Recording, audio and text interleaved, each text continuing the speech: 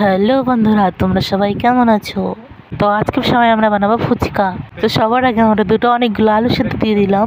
আলুটা আমরা প্রেসার কুকারে সেদ্ধ দেবো বলে তাই আমরা গ্যাসে করছি। তো আমার আলু সেদ্ধটা পুরোপুরি হয়ে গেছে। তো আলু সেদ্ধটা আমি ঝুড়িতে ঢেলে তারপর আমি মামিকে বললাম, মামি এটা ছেলে দাও। তো তারপরে আমি ফুচকাগুলো ভেজে নিলাম। ফুচকাগুলো আমি কিনে এনেছিলাম, বাড়িতে বানাতে পারলাম না কারণ সেদিনকার খুব বৃষ্টি হয়েছিল।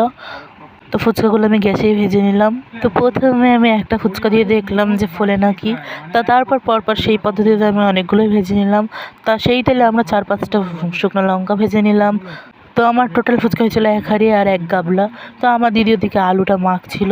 তো আমি এদিকে টক জল বানালাম, তেঁতুল, লঙ্কা গুঁড়ো, নুন, জিরার গুঁড়ো আর ধনের গুঁড়ো দিয়ে ভালো করে মাখলাম জল দিয়ে। তো তারপরে আমি প্রথমে একটা টেস্ট করে দেখলাম কেমন হয়েছে।